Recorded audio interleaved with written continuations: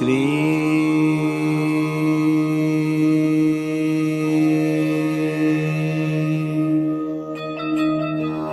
बाबा स्वामी नमो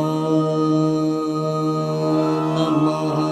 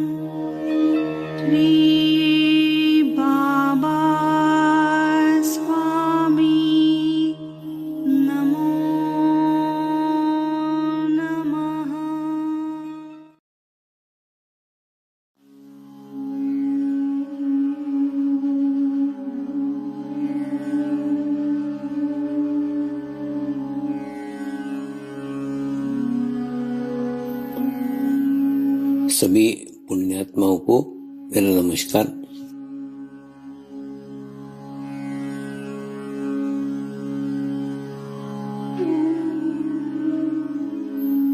गुरुर्ब्रह्मा गुरुर्विष्णु गुरुर्देवो महेश्वरा गुरु साक्षात् परब्रह्म तस्मै श्री गुरुवे नमः।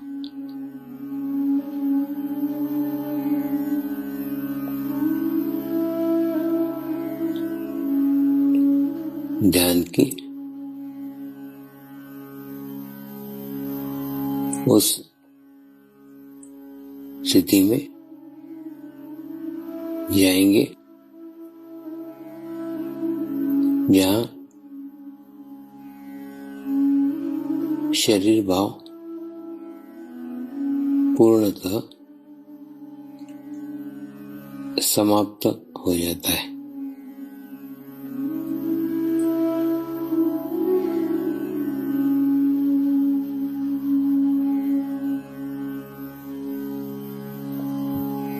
अपने पूरे शरीर को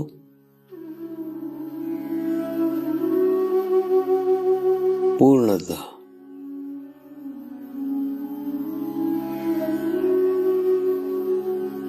शिथिल छोड़ देंगे, एकदम रिलैक्स हो जाइए।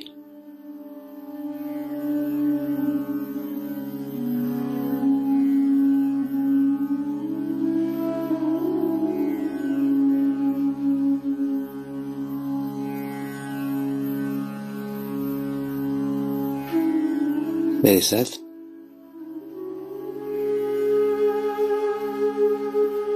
मंत्र का उच्चारण करेंगे।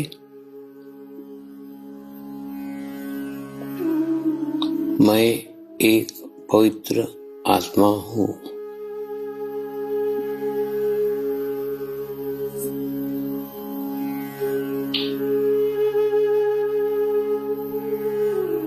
मैं एक शुद्ध आत्मा हूँ।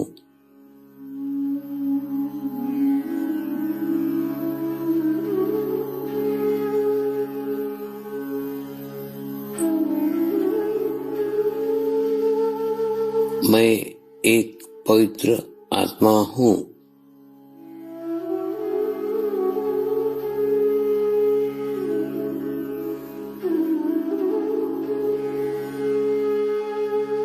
मैं एक शुद्ध आत्मा हूँ।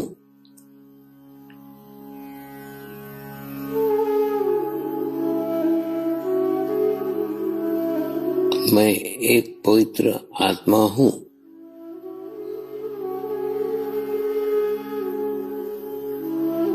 मैं एक शुद्ध आत्मा हूँ।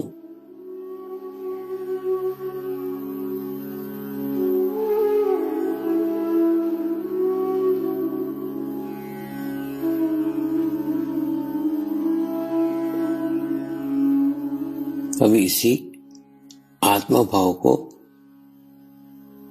बनाए रखते हुए गुरु मंत्र का उच्चारण करेंगे।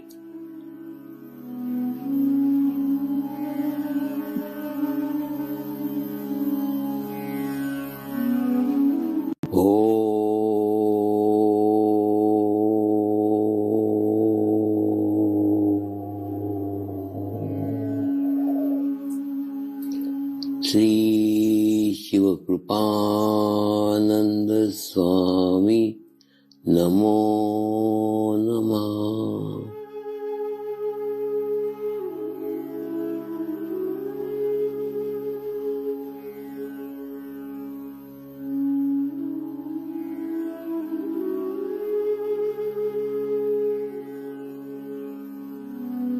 ओम श्री शिव कृपानंद स्वामी नमो नमः।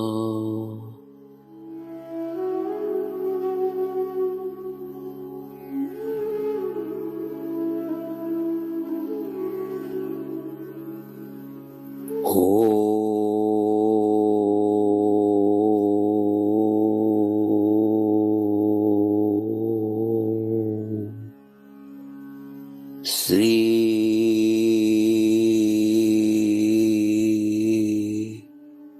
शिव कृपानंद स्वामी नमो नमः।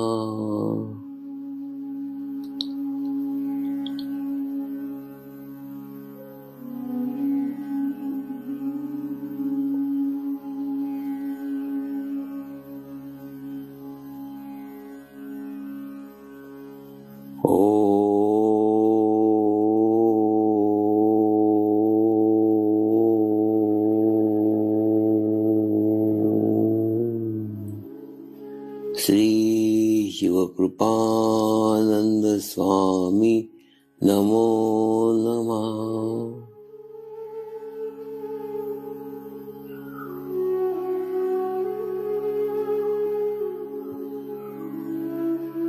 ओम श्री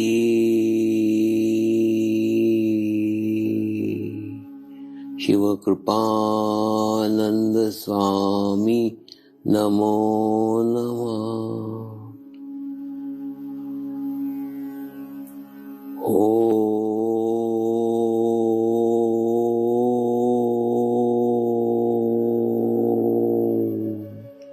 श्री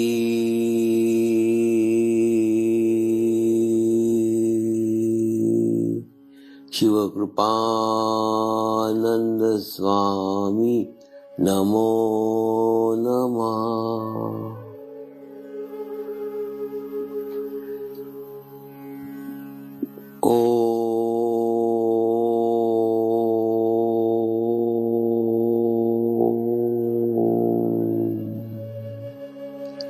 श्री शिव कृपानंद स्वामी नमो नमः।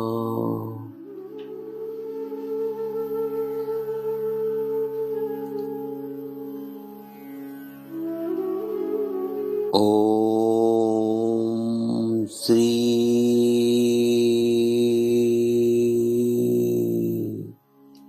शिव कृपानंद स्वामी नमो नमः।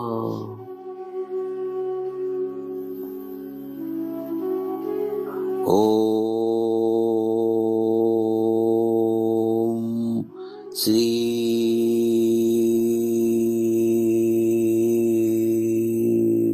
शिव कृपानंद स्वामी नमो नमः।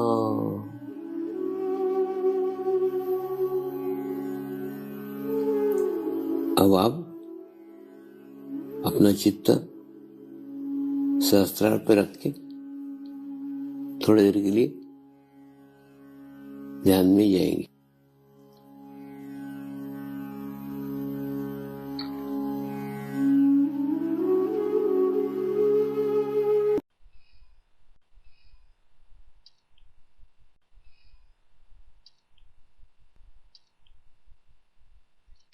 जय बाबा स्वामी। सभी पुण्यात्माओं को मेरा नमस्कार।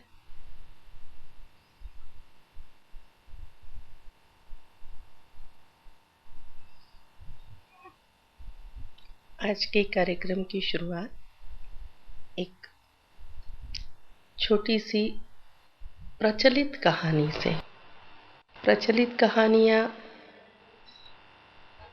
सत्य है या असत्य, ये चर्चा का विषय नहीं होता। हाँ, उसमें से हम कुछ सीख सकते हैं क्या, ये जरूर हमारे लिए महत्वपूर्ण होता है। कहानी नर्मदा नदी की है। अमरकंटक राजा थे, ऐसी कथा है। अमरकंटक की पुत्री नर्मदा थी।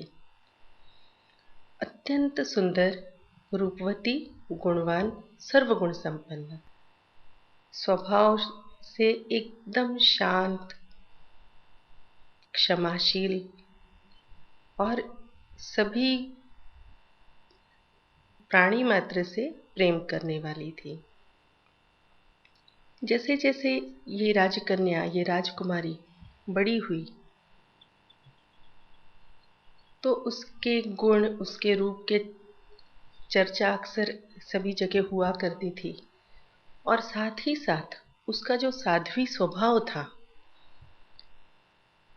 उसके बारे में भी काफी चर्चा हुआ करती थी। जब वो बड़ी हुई, 16-17 वर्ष की हुई, तो राजा ने ऐसा सोचा कि क्यों न इसका विवाह कर दिया जाए। कन्या विवाह योग्य हो गई है। उसके लिए योग्य युवराज की खोज की गई, और पुराने समय में राजकुमारियों को देखना वगैरह ऐसा भी होता था, क्योंकि स्वयंवर हुआ करता था। लेकिन कहीं कहीं ऐसा भी होता था कि केवल घर की महिलाएं ही राजकन्या को देखती थी, पसंद करती थी। बड़े बूढ़े ही रिश्ता तय किया करते थे। तो राजकुमार ने राजकुमारी को नहीं देखा था। राजकुमारी के गुणों के चर्चे इतने अधिक थे कि राजकुमार के परिवार से किसी को ऐसा कोई कारण नहीं नजर आया कि प्रत्यक्ष देखने की आवश्यकता हो। तो राजकुमारी को किसी ने नहीं देखा, किंतु रिश्ता तय कर दिया गया। जब राजकुमार ने राजकुमारी को नहीं देखा तो स्वाभाविक है राजकुमारी ने भी राजकुमार को नहीं देखा था।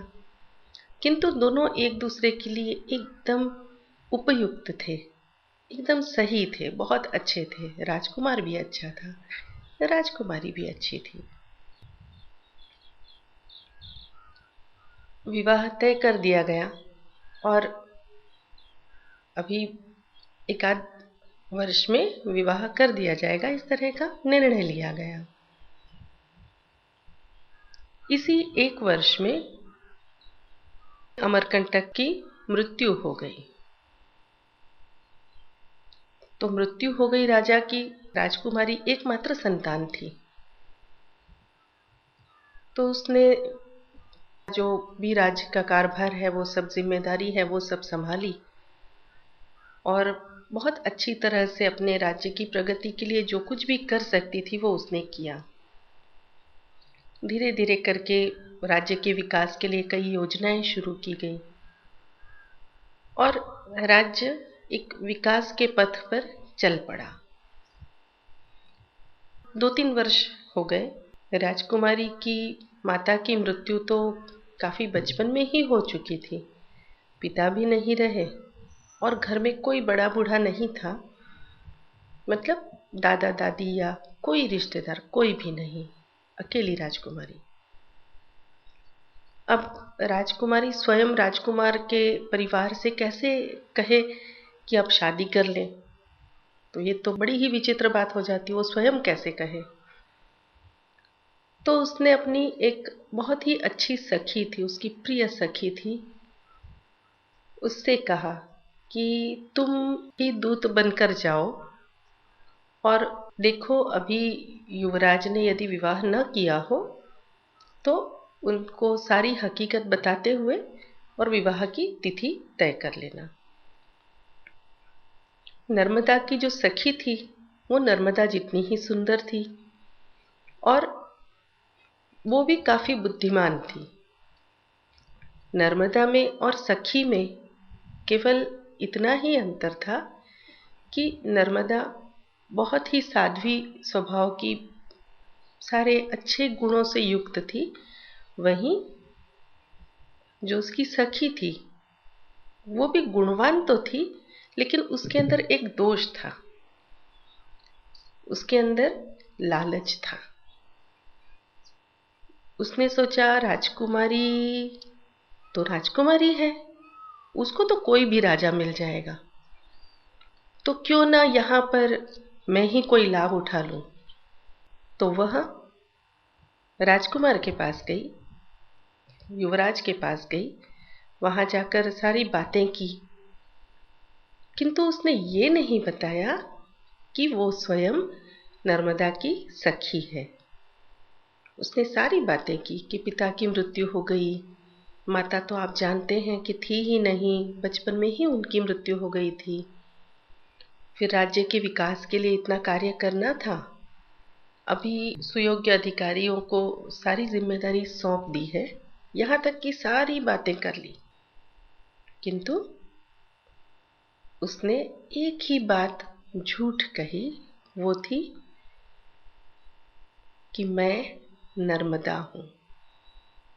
सारी बातें सही बताई, उसने सिर्फ एक ही बात कही कि मैंने सब अधिकारियों को सारी जिम्मेदारियां सौंप दी हैं, अब मैं यहाँ आई हूँ क्योंकि हमारे ही माता पिता ने हमारा विवाह तय किया था, तो मैंने सोचा कि अब जब सारी जिम्मेदारियों से मुक्त हो गई हूँ तो अब विवाह करने में कोई बाधा नहीं है, हमें विवाह कर लेना चाहिए। तो आप जैसा कहेंगे उसी तरह से किया जाएगा। युवराज ने कहा कि मैं भी विवाह करने को इच्छुक हूँ, तो मैं आप जब कहें तब बारात लेके आ जाऊंगा। अब ये सखी थोड़ी घबराई, बारात लेके आएंगे तो फिर कैसे वो नर्मदा के स्थान पे आ सकती है। तो उसने कहा, महाराज मैं तो सबसे विदाई लेकर के यहीं आ गई हूं, क्यों ना हम यहीं विवाहबद्ध हो जाएं। तो राजा ने सोचा हाँ ये भी ठीक है, राजकुमारी तो यहाँ आ ही चुकी है, अब फिर मैं बारात लेके जाऊं या राजकुमारी इधर आ गई, बात तो एक ही है। बाद में विवाह के पश्चात भी तो राजकुमारी को यहीं आना है, कोई बात नहीं। वहीं उन्होंने विवाह का आयोजन किया, सारी विधिवत उसने विवाह हुआ उन दोनों का, और अच्छा सुखी जीवन चलता रहा। उधर नर्मदा इंतजार कर रही थी, आज आएगी मेरी सखी, कल आएगी, आज आएगी या कल आएगी। करते करते करते करते महीने निकल गए और लगभग वर्ष पूर्ण होने को आया। तो नर्मदा ने सोचा इतना समय, यात्रा को कुछ समय लगता है पर इतना समय। तो नर्मदा ने सोचा चलो मैं ही जाके देखती हूं, कहीं कोई दुर्घटना तो नहीं हो गई मेरी सहेली के साथ। तो वो पहुंची युवराज के घर, युवराज के महल में। वहां जाकर उसने बातचीत की, उसने कहा मैं नर्मदा हूं और मैं ऐसे कुछ वो कह नहीं जा रही थी। तो युवराज ने कहा आप क्या बात कर रही हैं? हाँ मतलब आपका नाम नर्मदा हो सकता है किंतु आप राजकुमारी नहीं हो सकती। तो नर्मदा ने कहा क्यों, मैं राजकुमारी क्यों नहीं हो सकती? तो युवराज ने कहा इसलिए क्योंकि नर्मदा तो मेरी पत्नी है,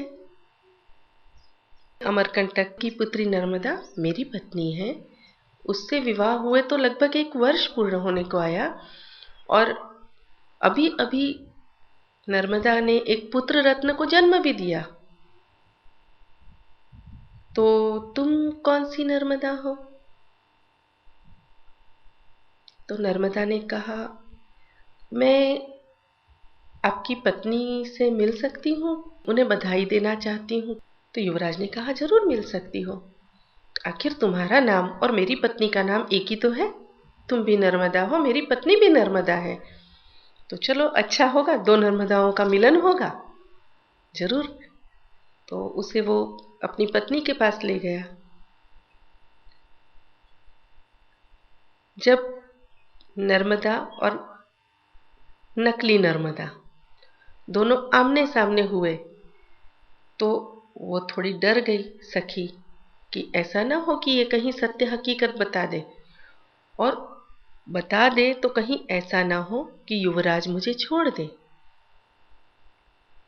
तो डरी। फिर उस डर को छुपाने के लिए वो बोली, कौन है आप, कौन है, यहां क्यों आई हैं? तो नर्मदा समझ गई कि सखी के मन में कुछ खोट है, इसीलिए उसने युवराज से विवाह कर लिया। नर्मदा ने कहा, नहीं कुछ नहीं, मैं तो आपको बधाई देने आई थी, और बधाई देकर अब मैं चली जाऊंगी। इस तरह से कह के और नर्मदा उनसे विदा लेकर के चली गई। किंतु मन ही मन उसे बहुत अपमानित सा महसूस हुआ। अपमानित महसूस हुआ, उसको धोखा विश्वासघात हुआ, इसका आघात लगा। ऐसी कई सारी भावनाएं थी। विवाहबद्ध होना चाहती थी युवराज से, विवाह नहीं हुआ। तो ये सारी बातों से वो काफी अंदर तक हिल गई। फिर नर्मदा ने सोचा, मैं अपने राज्य को तो छोड़ के आ ही चुकी हूं, वह सारी जिम्मेदारी देकर के ही निकली थी, तो अब फिर मैं अपने राज्य में जाके क्या करूं? और वैसे भी नर्मदा राजकुमारी के रूप में कहीं तो जी ही रही है युवराज के साथ में, ठीक है, वो सुखी रहे। फिर उसने सोचा, अब मेरे इस जीवन में करने को कुछ विशेष नहीं है, किंतु मेरे राज्य में पानी की बहुत कमी है, तो क्यों न मैं तपश्चर्या करूं और ईश्वर से अपने देश के लिए जल मांगूं, पानी मांगूं।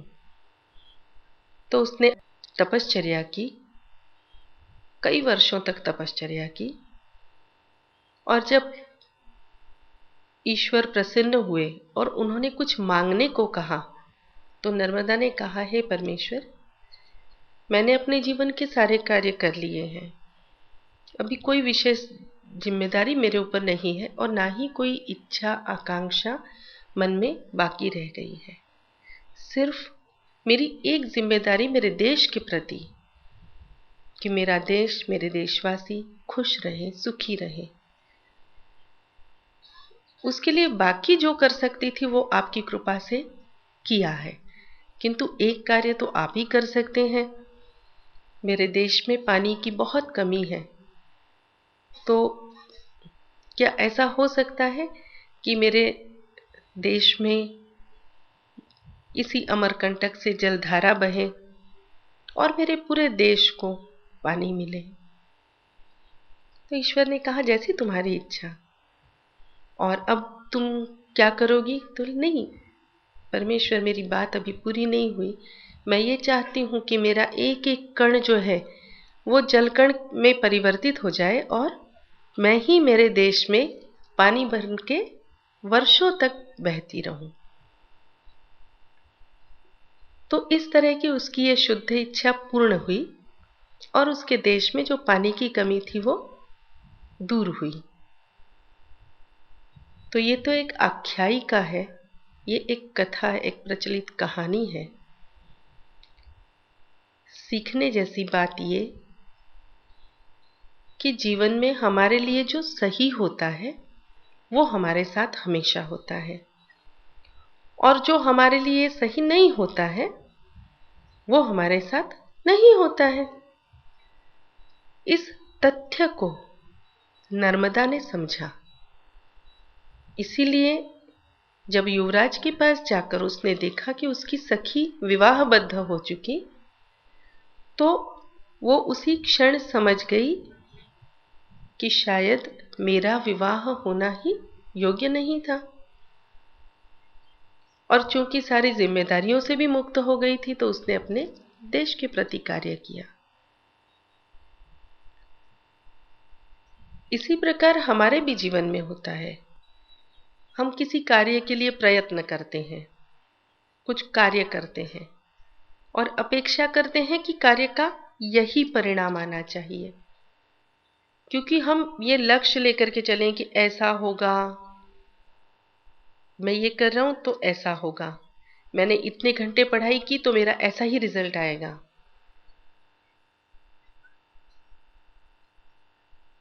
कभी हो भी जाता है और कभी नहीं भी होता है।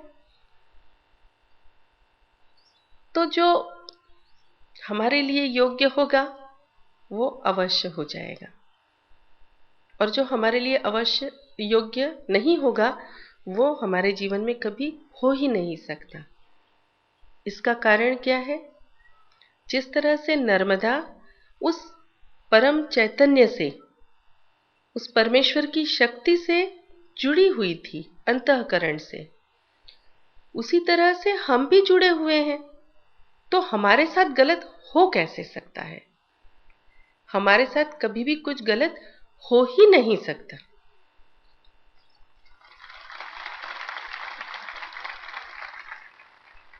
किंतु इसका दूसरा अर्थ ना निकाल लें कि जो होना है वो तो होने ही वाला है, तो मैं प्रयत्न क्यों करूं, काम क्यों करूं? प्रयत्न मत करो, किंतु कार्य तो करो। जो हमारी जिम्मेदारियां हैं वो तो करना ही है। नहीं तो अभी बहुत सारे युवा बैठे हुए हैं हमारे बीच, वो कहेंगे फिर पढ़ने की क्या आवश्यकता है, क्योंकि जो होने वाला है वो तो होने ही वाला है, तो मैं पढ़ाई क्यों करूं? तो होने वाला है वो अवश्य होने वाला है, किंतु उसके लिए हम हमारी जो ड्यूटीज हैं, हमारी जो जिम्मेदारियां हैं, उन्हें अवश्य पूरा करना है। सिर्फ एक ही जगह से अपना चित्त हटाना है, वो है आने वाला रिजल्ट। किसी में सफल हुए, थैंक यू स्वामी जी। किसी में असफल हुए तो भी गुस्सा आया तो स्वामी जी को बोल देना, ये क्या स्वामी जी, ऐसा क्यों हो गया? और यदि आप ऐसा अपने आप को, आप इतने मैच्योर हो गए हैं तो सोच लेना कि कोई बात नहीं, ये होना मेरे लिए योग्य नहीं था, इसलिए नहीं हुआ। आगे जो कार्य सहजता से हो जाता है ना, वो समझ लो स्वामी जी की इच्छा से चल रहा है। और जिस कार्य में बार बार कोई कोई विघ्न आते रहे, तो समझ लो वो कार्य अपने लिए योग्य नहीं होगा। स्वामी जी ने जिस तरह से आपको बताया कि, और स्वामी जी की पुस्तक में भी उन्होंने काफी अपने अनुभव दिए हैं। कल भी मैंने वही बात कही थी कि इससे हम ये सीख सकते हैं कि हमें कैसा साधक होना चाहिए। क्योंकि आज जो आप देख रहे हैं स्वामी जी के आसपास, क्या इसकी इतनी कण मात्र भी कल्पना थी क्या स्वामी जी को कि ऐसा सब होने वाला है? किसी ने बताया भी नहीं था स्वामी जी को कि ये सब होने वाला है। सभी तो गुरु यही कहते थे, तुम्हारा हंडा बड़ा है, तुम्हारा हंडा बड़ा है। किसी ने ये नहीं बोला था कि उस हंडे में से खाने वाले भी इतने सारे लोग मिलेंगे। और किसी ने ये भी नहीं बोला था कि वो खाएंगे और उसके बदले में इतना सारा प्यार देंगे। तो स्वामी जी के कुछ रिश्तेदार छूटे, छूटे से मतलब थोड़े देह के जो रिश्तेदार थे थोड़े से दूर हुए होंगे, लेकिन आत्मा के कितने सारे रिश्तेदार मिल गए। तो वो उस स्थिति में भी खुश थे। जब वो जंगल में थे, जब वो कहीं किसी टापू पर थे, या जब वो जहां कहीं भी थे। आप पुस्तक पढ़ेंगे तो सचमुच आप हाथ में लेने के बाद छोड़ने का दिल नहीं होगा। तो वो जहां भी थे, कई बार तो उन्हें पता भी नहीं रहता था कि अब मैं यहां से बाहर निकलूंगा, इस जीवन में निकल पाऊंगा कि नहीं, वो तक नहीं पता होता था। ऐसी परिस्थिति में भी वो खुशी से, आनंद से सेवा करते हुए, गुरु कार्य करते हुए आगे बढ़ चले। तो हम और कुछ नहीं ना, तो हमारे अंदर एक जो धीरज, सब्र, पेशेंस, ये आ जाए, इतना ही डेवलप कर लें, तो समझ लीजिए कि स्वामी जी ने हमें बहुत बड़ा वरदान दे दिया कि हमारे अंदर धीरज आ गया। क्योंकि आज हम लोगों के पास सब कुछ है जो पुराने समय में लोगों के पास नहीं था, वो बहुत कुछ है।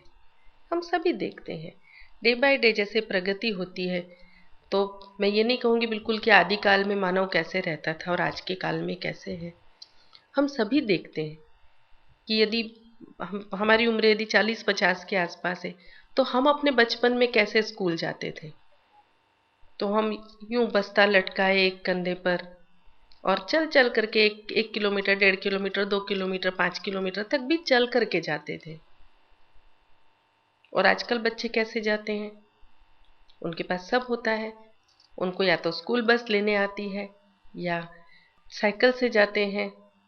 बहुत कम बच्चे पैदल जाते हैं और कई बच्चे अपनी फटफटियां चलाते हैं। तो कहने का मतलब कि जैसे जैसे उत्तरोत्तर प्रगति हो रही है, हम अपने बच्चों को जितनी सुविधाएं दे सकते हैं दे रहे हैं।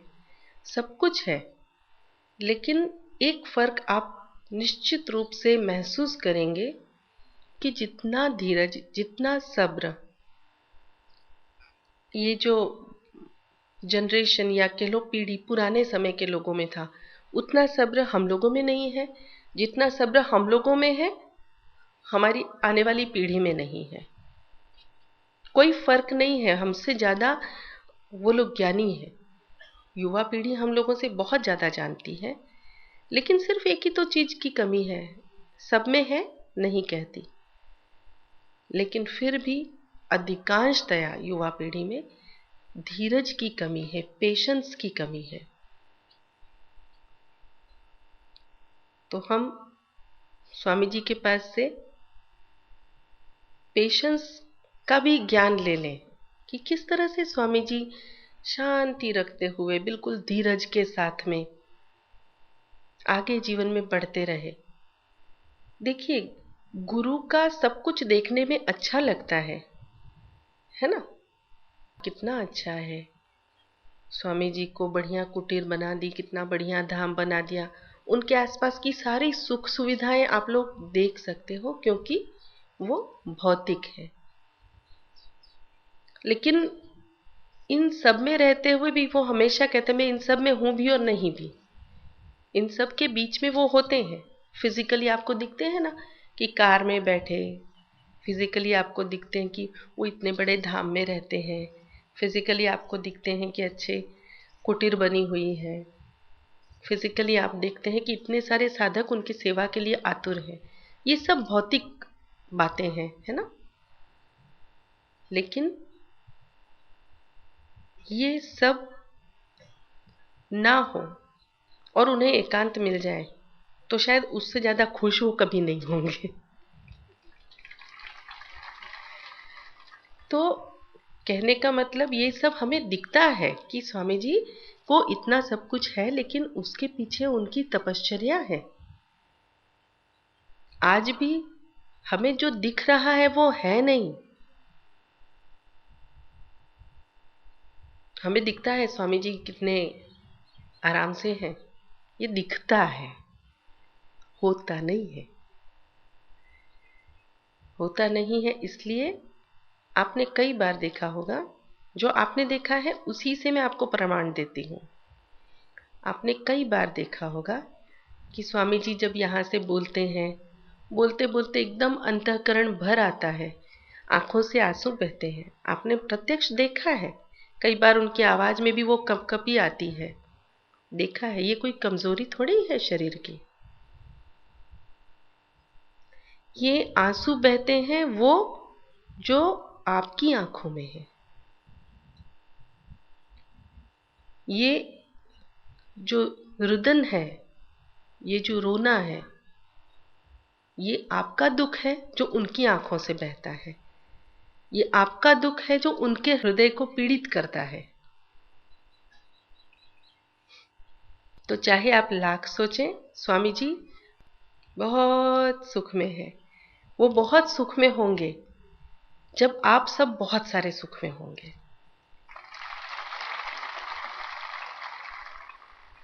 तो यदि सचमुच आप उनको उनके जन्मदिन पर कोई उपहार देना चाहते हो, और मैं जानती हूं आप सब कुछ ना कुछ उपहार देना चाहते हो, तो उपहार में उन्हें कुछ देना ही है तो सबसे पहले आप अंतःकरण से खुश रहिए। खुशी बाहर की नहीं होती है, आप दिल से खुश रहिए, दिल से, अंदर से। क्योंकि जब तक आप खुश नहीं होंगे, आप सुखी नहीं होंगे, स्वामी जी सुखी हो ही नहीं सकते। गुरुदेव क्या है? अरे आप सब उनके शरीर देखते हो ना, आप फिजिकल बॉडी, ये शरीर तो एक एक सेल से, एक एक कोशिका से बना होता है ना। और हम सब साधक जो है ना, वो स्वामी जी का सूक्ष्म शरीर का हिस्सा है। उनका सूक्ष्म शरीर, उनका ओरा गोल्डन है, बराबर है, लेकिन उसी में कहीं तो हम भी बसे हैं। किंतु क्या लेकर बसे हैं? कभी खुशी कभी गम। तो कभी खुशी कभी गम क्यों? हमेशा खुशी क्यों नहीं? आत्मा का स्वभाव खुश रहना होता है। आत्मा का स्वभाव खुश रहना होता है, लेकिन जब आत्मा पर दिमाग हावी हो जाता है तो आत्मा का स्वभाव के ऊपर ना, वो जैसे नारियल का कड़ा छिलका होता है ना, वैसे छिलका चढ़ जाता है। और बाहर कुछ भी हो सकता है, खुशियां भी हो सकती हैं, दुख भी हो सकता है, आंसू भी हो सकते हैं, मुस्कान भी हो सकती है। तो ये इस ऊपर के कड़े छिलके को निकाल फेंकिए।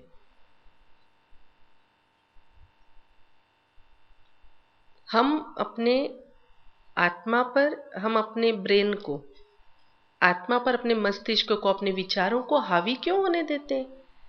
आत्मा का स्वभाव तो खुश होना है, लेकिन जब हमारा विचार हमें कहता है, जब हमारी बुद्धि हमें कहती है, अरे देखो लोगों के पास तो कितने बड़े बड़े बंगले हैं, अपने पास तो बंगला ही नहीं है, तो हमारी बुद्धि हमें कहती है, तो हम दुखी हो जाते हैं।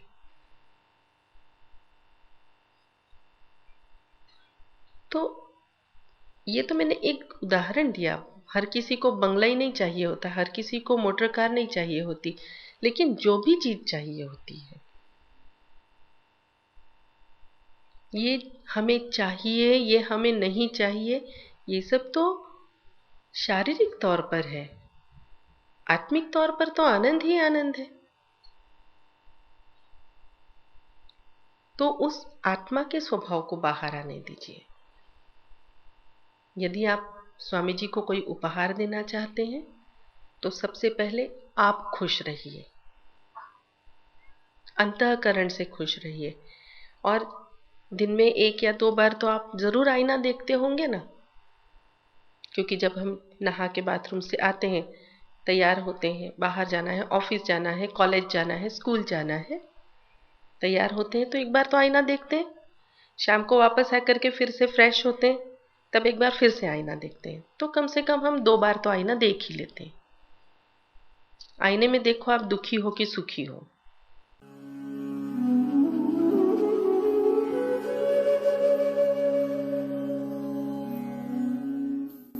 अब हम प्रार्थना करेंगे सभी आत्माओं की आत्म उन्नति हो, आध्यात्मिक प्रगति हो। यही हमारी प्रभु से प्रार्थना है। नमस्कार। जय आत्मेश्वर।